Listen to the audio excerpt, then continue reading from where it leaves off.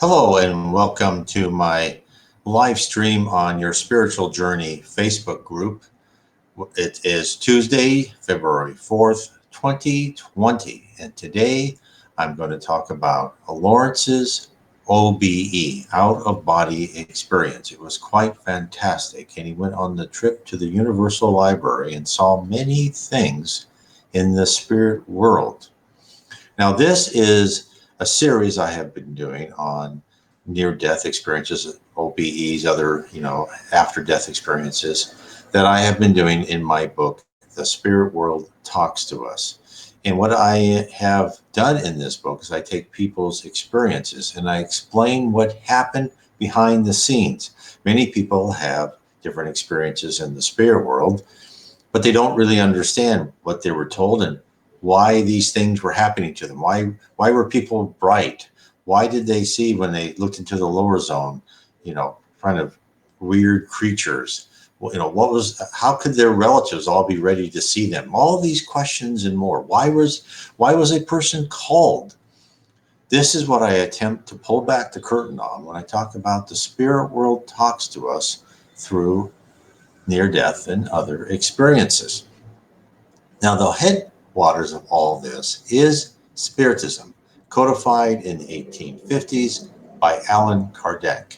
And I would recommend anyone to watch the Kardec movie on Netflix. So let's get right into it on Lawrence's out-of-body experience and his trip to the Universal Library. Now, Lawrence, right after reading about Jesus's last night at the Garden of Gethsemane, spent hours trying to imagine how Jesus felt. The certainty of the upcoming crucifixion, his abandonment by all his disciples, all of this pushed Lawrence to an emotional state where one might think, why would all this happen? And then, the night he was thinking about this, the spirit realm took him on a journey that would change his outlook forever. A peek at the fundamental building blocks of the universe, a treasure trove of knowledge, and a lesson in humility transformed him and led him to try to explain exactly who and what we are. Now, how did I meet Lawrence? Well, I first met him when he emailed me after he started reading my book, Explore Your Destiny, since your life's path is mostly predetermined. He wrote to me that he enjoyed my book immensely and that it had answered many questions concerning the spirit world. In a subsequent email, he asked me to listen to a YouTube video of his titled A Brief Preview on a five-part series entitled Exploring the Geography of the Mind. Now, Lawrence had embarked, after his OBE, on a mission to map out how our belief systems, belief applications as he called it, directly controls each individual, our society, and culture. He desired, and still does, to teach the world how we fit into what he named the conscious operating system of the universe, C-OS. And I was fascinated by what he must have happened to him to begin such an ambitious undertaking. I knew it caused my initial exploration of how my life was and is predetermined after my future was revealed in specific detail from a near-death experience of my wife, not myself, more than 15 years before we met.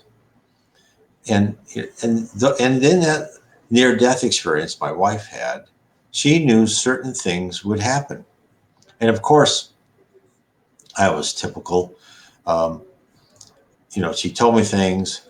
And it was usually, as a lot of people do with near-death experiences, they don't remember what happened until after the fact. And she goes, oh, yes, I remember this happened or that happened. And I go, oh, yeah, right. I didn't really believe it. It was interesting, but I figured it meant nothing. But then certain things happened. And I said, But then the big thing happened. And that is when I was working for a bank, and this was in 2004 or 2006. It was the Great Recession. And this is when all the mortgage, the whole real estate market crashed and the mortgages crashed and people lost their houses and all sorts of things. But this is before this happened. And I said something about, yeah, the market's getting oversaturated. But the bank said for us not to worry. And this was 11 months, practically 11 months before the big in October, September, October occurred. And since she says, oh, yeah, I remember that. I go, what? He goes, well, the bank that you work for will go broke, but don't worry, you will be rehired by the same bank, but a different name. I thought, we're not going to go broke. We were just told by our whole board that everything is fine. We are in just great shape, and that's not going to happen. And in fact, when the markets started thinking, this might be bad, and the stock went down, what did I do? I bought more stock thinking, no, we're fine. Well, to make a long story short, and I think it was September, my boss and I, who is my friend, were walking, from work, trying to get on the Seattle ferry, and then when someone said, the bank has just been closed by the FDIC, and and you're all out of a job. So, of course, I, just like horrible. And of course, I was out of a job very quickly. I think it was in a month or so. And then they were bought by another bank. And I was out of a job, I think 3 or 4 months. And guess what happened? Of course, that bank hired me back. But, it was actually the same bank, kind of, but with a different name. Now, this is from my wife. When she was 17 in Brazil, didn't know anything about finances, had no clue banking, right? At that time, probably didn't even have an account. She didn't have enough money. How could she have something so specific? Of course, this just completely threw me for a loop. And I spent the next 6 months finding, okay, if our life is predetermined, that must mean something is predetermining it. Because we can't have chaotic predetermination. We can't have, everything's predetermined, but we have no clue why. But your life is all planned out. But there's nothing up there. But of course, that's not possible. Now, it's probable that my wife could have said this and it's just all, a coincidence, but it's not probable, right? It's possible, but not probable. And of course, then other things before it happened, the evidence piled up to make it extremely unlikely that she was just making intelligent guesses. And I mean, her predictions were specific. So that is what started me to find out about how all this is done. And then I found Spiritism. And then it opened up. And then subsequently, after that, I've been to mediums meetings where I've been told certain things about my past. And the world is starting to open up. So I've read all sorts of things in Spiritism. And that's really what I've done in my books. I've tried to take everything that I found in English, and that's from Allan Kardec in the 1850s, Leon Denis and later in the 1800s, Chico Xavier in the 20th century, Ivan Piera, Divaldo Franco, who's 20th century and 21st century books. He's still alive. Everything. And of course, these, except for Kardec, who wasn't a medium, he asked questions and had mediums answer them. Everyone else were mediums who psychographed from high spirits who were spiritists. Jiva Owen was a spiritualist. He didn't call himself a spiritist, but everything he had was in line with Spiritism. And so I've read everything I can. That's what I created my books, right? And I just kind of created like a different, like when Lawrence read my book, Explore Your Destiny, it was like all about predetermination. What is heaven? What is the lower zone? The type of purgatory. And then my book, The Case for Reincarnation, how reincarnation works. What's the process? How karma, creates our life plan, and Spiritism 101, etc. And I've got books out, more books out there that you can see on my website, nwspiritism.com. All my books are on the right-hand navigation bar. I have many books. The books are all on Kindle and paperback, and now I have 3 books, soon to be 4, on audiobooks. So that's my story. So I thought, okay, what happened to Lawrence? Why would all of a sudden, because I know like all of a sudden I just went on this, mission to find out how can this be? So, and then he's the same way here. He's trying to think, okay, how does all this work? What's this conscious operating system of the universe, which he wanted to do? So I was fascinated, and I wanted to learn his complete story. So after talking on the phone a few times, I asked him if he could tell me about himself and his experience. So we had a long conversation in which I took copious notes. And afterwards, I asked him if I could interview him for my Sunday night radio program. And I have a show every Sunday, starting between 7 or 8, depending on daylight saving times versus where different places I'm at. So it's like around 4 or 3 or 4 Pacific time, depending on where I'm at in the world. And I talk about different aspects on Spiritism, and that is Kardec Radio Facebook page. So if you're interested, please go to Kardec Radio Facebook page. And every Sunday, I'll have a live stream. And there's other really great Spiritists who will have programs on that page. And there's also Kardec Radio. It's an app you can put on your Apple or your iOS phone. So I thought it would be interesting to interview him live on that program. And I'll have a link in my article and in my book. You'll show you where you can get that program. So let's talk about Lawrence's background. So he said first he was always curious. He told me during his childhood, Lawrence was an inquisitive child. And once at the age of 4 in Yakima, Washington, the big apple orchards around there, beautiful place, he spotted a can wired to a tree. And he climbed to discover what it could contain. He put his hand and withdrew nothing but a sticky mess. The can was designed to trap insects, and his curiosity got the better of him. The spirit world knew this and would use his inborn desire to explore every puzzle to bring him to his discovery. Now, Lawrence was not born a spiritual person. I am the same way. I was never. No one could have said, oh, that's a spiritual boy, that's a spiritual child. No, I was probably a very concrete thinker, had no idea of anything. In fact, when I used to go to church, and even it was like 11 or 12, to my poor mother's embarrassment, when I saw our Reverend, coming down the aisle, I said, Mom, there's God, right? That's as far as my spirituality went. Of course, she put her head down. So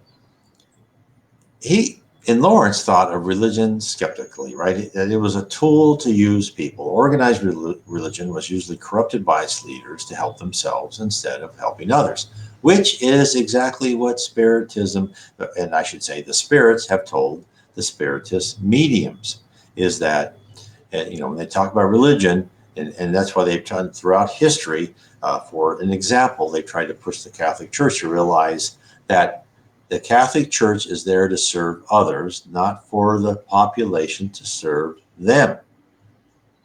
So, in fact, in order to get the teachings out to more people and not have people be,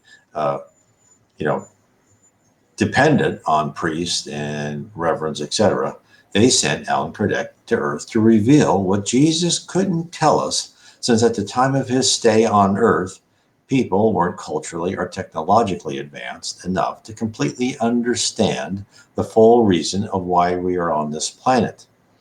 The spirit realm watched the progress of the Catholic Church and determined that they have evolved into an organization that believed people were meant to serve the church, not the church to serve the people.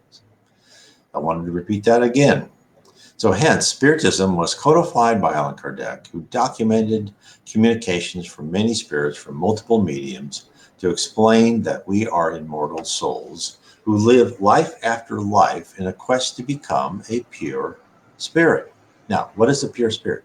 The best example of a pure spirit is Jesus Christ. A pure spirit is one who's taken all the primitive emotions, hate, envy, desire for revenge, dishonesty, materialism, right? Excess materialism, and replace it with love, charity, fraternity, honesty, honest in dealings, you know, is to get rid of all that hoarding instinct and that selfish instinct and become more selfless. And that's what we are here on this planet of atonement, where we pay for our past wrongs and past mistakes. And actually, I shouldn't say pay, we learn. We learn them, and we learn how to get rid of the emotion or emotions that caused us to make that mistake in the first place. That's why our trials are sometimes pretty, as we think they are, pretty harsh. But what I'd like to make sure everybody knows, for those who are decent people to begin with, and they were probably in heaven, you and I have been part of the planning to plan all those trials and tribulations out. The spirit world tells us over and over again that when we judge ourselves, we are the worst. We are the most harsh to ourselves. And you read this, spirits say, no, I don't think you need to be so hard on yourself. And yet we have a tendency to be when we're in the spirit world. So let me carry on about Lawrence. Lawrence was in the U.S. Navy. He was serving on submarines, and he had a roommate who had a sister. Well, Lawrence married her, and while he served below the seas, he flew as a stewardess in the skies. And when they were ready to have children, his wife desired to return to attending the Mormon church. Well, Lawrence was hesitant to have his wife join what he thought could be cult-like, so he decided also to attend. They both went to the first session, where the teacher was explaining the theology of Mormonism. Lawrence, wishing to get straight to the point, asked the teacher, does God have a sense of humor? This brought an abrupt elbow from his embarrassed wife, but to the delight of Lawrence, the teacher answered that this would be the topic of the next class. Now, his question wasn't born as a challenge to the teacher or Mormons in general. His question was rooted in his conviction that with wisdom comes a sense of humor, that no one is actually wise without deriving the humorous from all aspects of life. So after a stint in the Navy, Lawrence worked in accounting and was asked to work in the American Samoas to reform their pension system. While there, the local Mormon bishop asked Lawrence to teach a class for other Mormons. Lawrence told the bishop that he didn't think he should because he had not yet been baptized in the Mormon church. But the bishop said, go ahead and teach the class. He said, and he was very wise when he told Lawrence this. He understood his reservation, but go ahead and teach the class. And at the end of the class, overwhelmed by what he had delivered, he felt intense emotion and cried, and he decided to be baptized into the Mormon church. Now, after that experience, he became more spiritually awake. When he and his family returned to the United States and he looked at the Mormon temple, he noticed the architecture and the symbolism in every detail. Now, when he told me that, I thought, that's part of Spiritism who have told us this, that no detail is too small for the spirit world. So let me just go back and tell myself this opinion for a second. When I was high school, 20s, 30s, beginning of the 40s even, before I found Spiritism, I thought I believed in God. I didn't really believe in organized religion at all. But I believed that we were this planet, one planet amongst who knows how many in the universe, and that we were pretty far out there. And yes, there was a God, but didn't really, it's like, okay, yeah, they'll be okay. I've given them sunlight and water and food. They'll be fine. Let's see how it works for them. That was kind of my idea. But Spiritism has just opened my eyes, and the spirits are all around us. And they're involved in so many things. They're involved in our life. They're involved in giving us ideas, the good spirits. There are ignorant spirits, immature spirits, I should say, around us that give us kind of bad ideas and frivolous ideas many times. That's why we have to make sure our conscience is working so we filter these messages. So, the depth of the spirit realm's intrusion into our life is revealed in the book, The Life Beyond the Veil, in the Lens of Heaven section. I thought of that immediately when when Lord said, "Oh yeah, the detail of the church was so important," and of course it's meant to be noticed, but the spirit world knows this, and that's why they pay attention to detail, because you may not notice on a conscious level, but in a deeper level. So it was a communication to the Reverend Jiva Owen from the spirit astral in the spirit world that explains the care in which our lives are directed. The machinations undertaken when the Reverend Jiva Owen began to build his church begins innocently enough with a question from Astriel. The bolt. Now, when I'll say it, and I'll tell you when the answer is from Val Owen. So, Astriel asked, and this is Astriel's the spirit talking to Reverend G. Val Owen as he's psychographing these messages. And this is in the beginning of the 19th century. I said 1910 to about 1920. So Astriel said, on top of your church tower, the Reverend G. Val Owen was an Anglican reverend. I have 3 books interpreting with other things all of his writings, which is book 1, Heaven and Below, book 2, Spirits in the Spirit Universe, and book 3, How We're Guided by Spirits. So, Spirit Astral said, on top of your church tower, there is a weather vane in the form of a cock, which is a rooster. You will call to mind that you yourself decided the form that this should take. Is that not so? And the Reverend Owen said, I had entirely forgotten it until you called it to mind. You're quite correct, however. The architect asked me about it, and I hesitated between a fish and a rooster, and eventually decided on the latter. I am wondering, however, what you have to say of it. Now, Astriel is reminding Val Owen of a decision that he automatically assumed he made. Remember that. Who knows how we are interfered with or we're given suggestions. In fact, he believed he deliberated between putting a rooster or a fish as the weather vane on top of his church. Now he learns what really occurred. This is fascinating because you can use this in your life. This is what Astriel told him. No doubt, you see, these things are trifles to you, but there are a few things which are trifles to us. Now, the fact that the likeness of a rooster stands above your tower is the direct consequence of certain activities which took place in your mind 5 years ago. That is a case of creation. Many would smile at this, but we do not mind that, for we too are able to smile, and some of our smiles would perplex you, I assure you.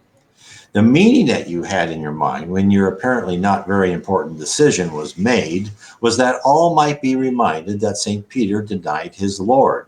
I suppose you meant it as a caution against the repetition of such offense today. But you did not realize that the apparently trivial decision which was registered here and dealt with quite seriously. So, when Astriel said, there are a few things which are trifles to us, reflect on these words. What we consider to be inconsequential decisions in our lives, in fact, may be vital. They may be the fulcrum upon which our life turns or somebody else's life turns. When it is said that when a butterfly flaps their wings, from there a hurricane is born, it is meant that though seemingly trivial events, large alterations in our lives may occur. When a child is told that God watches over you, little does the parents or the child realizes the true extent of the words. Not only are our actions, but our thoughts, our innermost desires are an open book to the spirits that guide us. Our life, and by extension, everyone's life around us, are on certain tracks. While we have free will to respond to the events and scenery on both sides of the tracks, we are monitored to make sure we don't derail, that we keep moving forward, because only by traveling ahead can we experience the life courses that have been assigned to us. Now, I want to make certain the spirit world is, the law that they cannot go past is we have to have our free will. But we're also lives, we have certain trials and tribulations are going to happen to us. Andre Louise asked, well, is this predestination and you don't really have, you have no free will? Because no, you always have free will. And then one of the spirits told Andre Luis this. Let's say there's a person that is going to be put in prison for the rest of his life by doing something he did, and we knew that in the spirit world knew he was going to do that. Now, is that predestination? And what the spirit said, no. That person had the free will to commit that crime, although it was pretty certain that he would. What happens is they give that person many opportunities to pick the wrong choice. If he had never picked the wrong choice, he wouldn't have been in prison.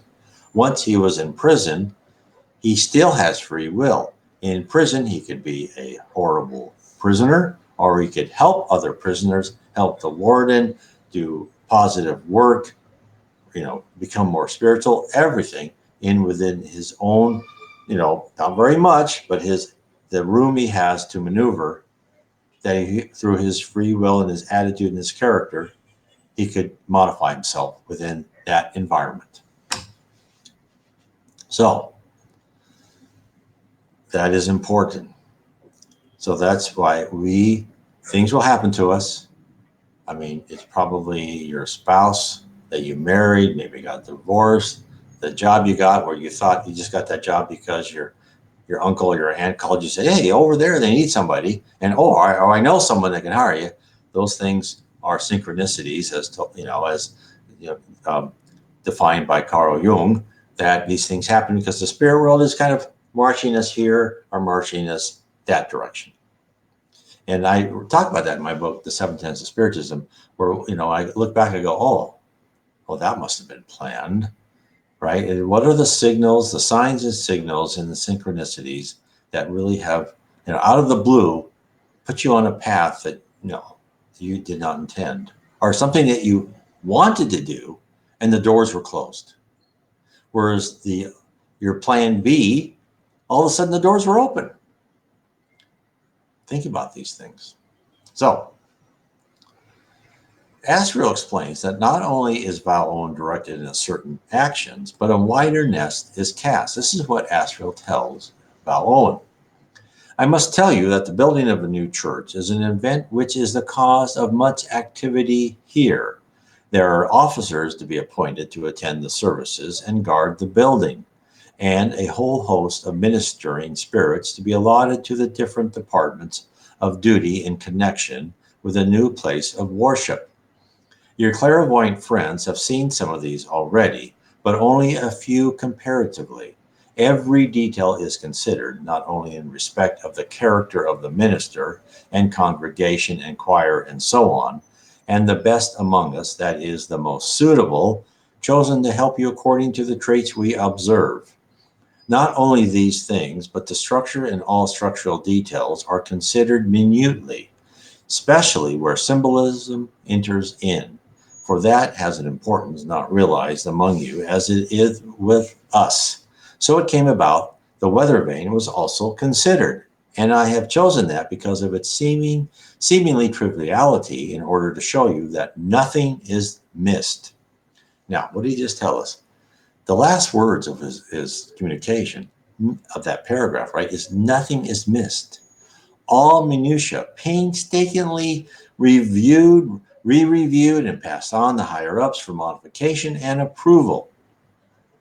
Spirits who have had attained a celestial level are part of the immense army that serves to regulate and direct all life on earth. This is like one of the great revelations of Spiritism, and this is what I talk about in my books. There is a whole organization, there are processes, there are groups, there are like type government groups, or like types that are like NGOs, non-government groups.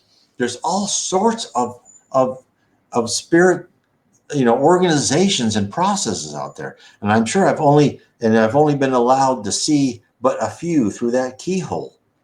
And this is what no other doctrine or religion will tell you. These are actionable items that we can learn and say, okay, then we can re-look at our life and say, well, okay, the spirit world is doing this. Why is it doing this? What is it trying to teach me? And why is that person giving me such a hard time? Well, I can tell you, the person is giving you that hard time because they are there to test you, maybe test your patience, and to help you grow your patience and to learn to become more humble, etc. There's all sorts of things. So the spirits, these high spirits who are part of this immense organization, multiple organizations. I mean, they are like a school system. And all of these people around the different levels of heaven around just the earth. There are levels of heaven around galaxy, solar system, way above. And there's, of course, different levels of heaven around each other inhabited planet. But the ones around our planet, which there's about 21 billion spirits who are incarnates and discarnates around the earth. And there's 7 billion people physically here. There's 14 billion. Some of those are in the heaven, and the majority of them, unfortunately, are in the lower zone on the surface of the earth up to the first level of heaven and below the earth. So these people who are in the minority of those 14 billion are with us all the time and planning and helping us. These people who have gone through many lives, just like us, angels, Jesus Christ have gone through many lives. He has at one time been on the planet of atonement. They are part of the immense army that serves to regulate and direct all our life on earth. They ascend to heaven because of their attributes, their capacity for love, and their selflessness. Hence, the battalions which surround us are an army driven by love, motivated by their desire to supply the lessons we all so sorely need. Spirits not only direct, but they add to our lives. Asriel tells the Reverend G. Val Owen how the bell for the church was paid for. It was decided that, as the rooster had been chosen in preference to other symbols, we would answer that choice according to our custom by giving to the church some appropriate offering in response, and that offering was the church bell for which a choir boy collected the money. You had no bell when first your church was consecrated. The bird stood aloft, but could not utter his warning as his original had done to St. Peter. And so we gave him voice, and your bell today gives tongue, as it did tonight at evening song. So what did he say? Actions and events, great and small, are planned and directed by the spirit world. Individually and collectively, we are being pushed to become better spirits, just like we do with students. The history of the world is like an upward spiral where conditions motivate us either through times of prosperity or cataclysms brought to mold our character, all designed to elicit particular responses to promote advancement. Each one of us is given a customized learning plan for our physical life. Then we'll go back and go, okay, how did I do? Did I get better? And okay, then they'll start working on your next plan. Of course, you don't have to reincarnate. It's your free will not to. You can park yourself, what's the spirit to say? You can park yourself at a level, but most, I would say most, if not all, I'm not quite sure, spirits know they need to come here and get that emotional turmoil in order to really change your character and personality. Now, let's talk about the reasons for Lawrence's revelation. The book, Jesus the Christ, by James E. Talmage, was the catalyst for Lawrence's journey. Now, as I wrote in the beginning, Lawrence deeply desired to experience and understand the emotions of Jesus as he waited in the garden for the last chapter of his life to be played out. Lawrence tells us in his own words, "One day I was thinking when Christ was all alone and he selects 12 men and they all leave him at a vital moment, what Christ would feel. So I cried when I thought of how Christ must have felt. Christ must have felt he failed. I cried, then I went to bed that night." End quote. Now, Lawrence believes he had placed himself in a state without thought, only awareness. He was on an emotional frequency which could be accessed by the spirit world. That night, a high spirit came to him and said, "Larry, do you want to see something really cool?"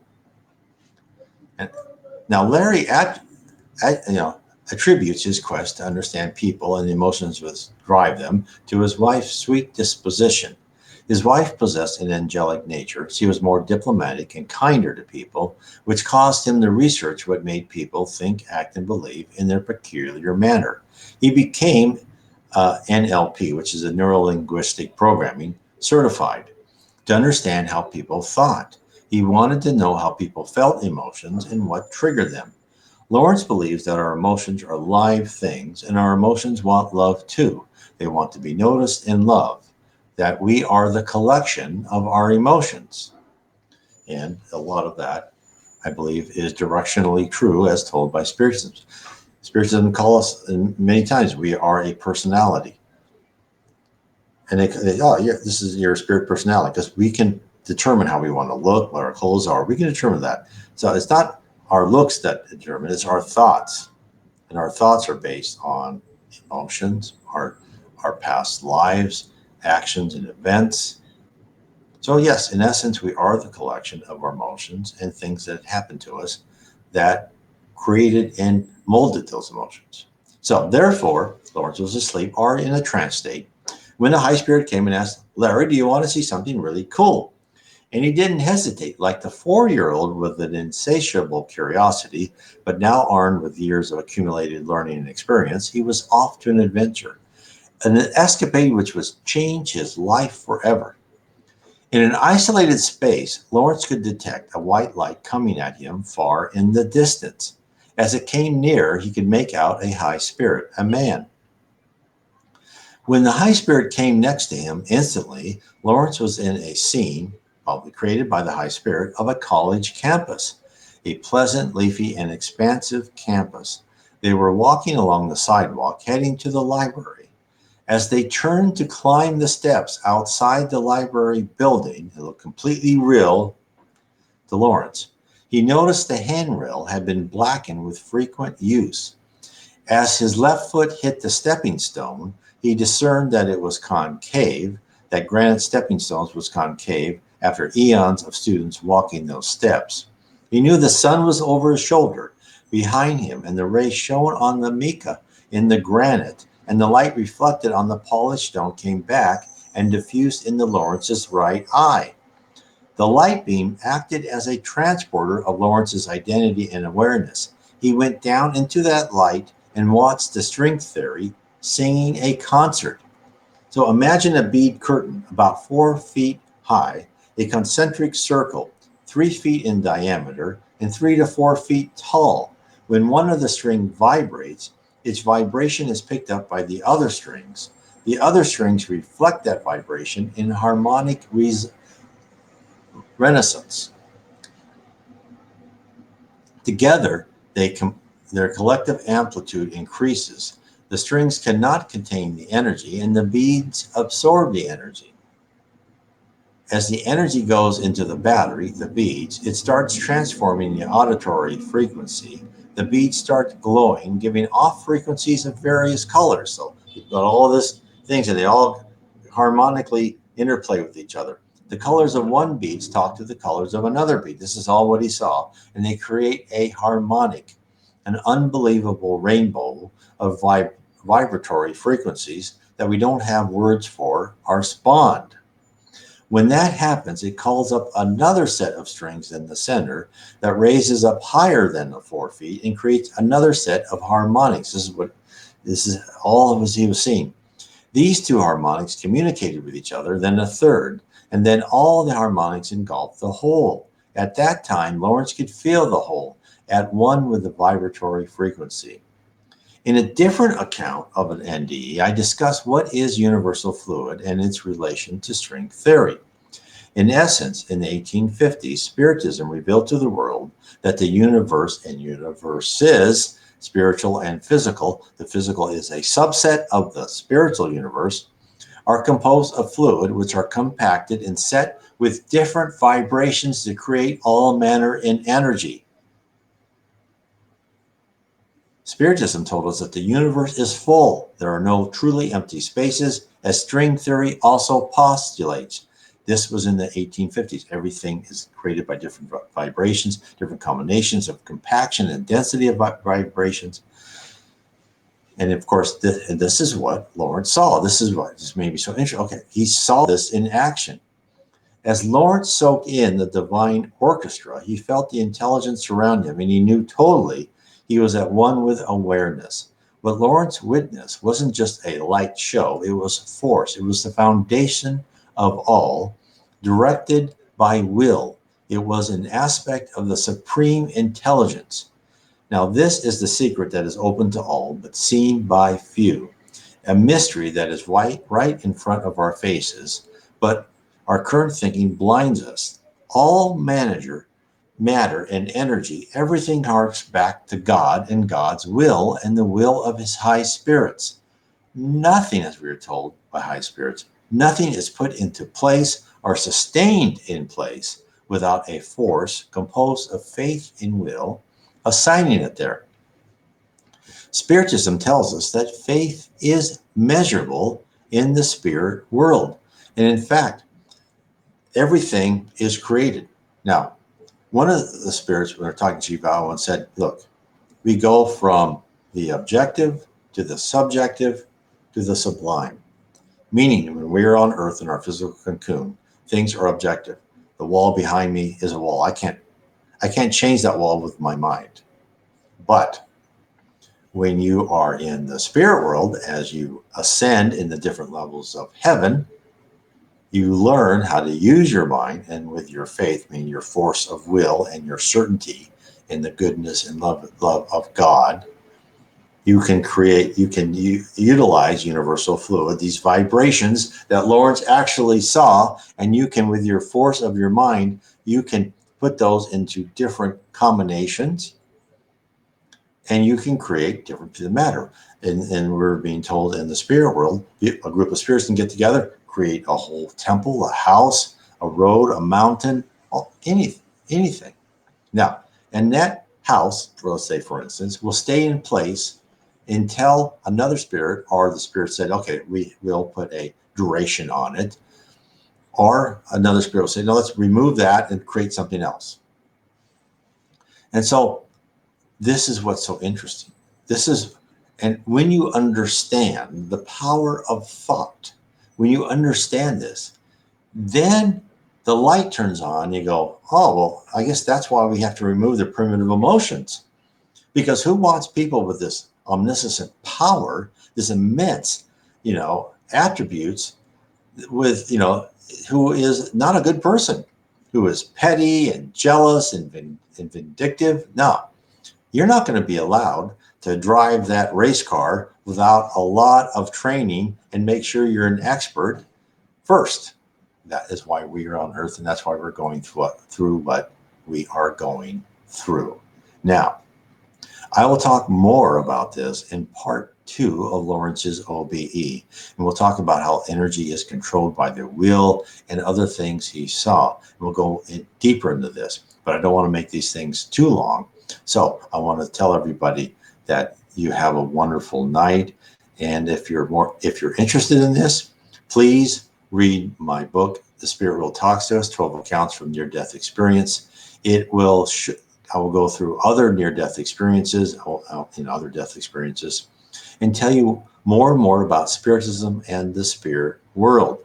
If you would like to get right into Spiritism, I suggest that always a good place to start is to read the Spirit's book. Now, I've written my books because things have come since the 1850s, more and more have been revealed to us. But and that's how I started. I started reading a PDF version of the Spirit's book. It doesn't cost me anything. You can find all of Allan Kardec's books in PDF. But if you want to know really more about the spirit world and the organization, I suggest you start off with my series of 3 books. And the first one, of course, being Heaven and Below, Book 1 of Spiritism, The Spirit World Revealed to an Anglican Vicar. And that is in Kindle, paperback, and audio. So and I'll have all 3 of my books on audio eventually. So anyway, I want to wish everyone a good night. Please subscribe to the YouTube channel. If you're watching this on YouTube, our BitChute channel, I'm doing a live stream on Your Spiritual Journey Facebook group. I will post this to YouTube and to BitChute and make sure everybody can see it. Please like it, please subscribe, comment, share it.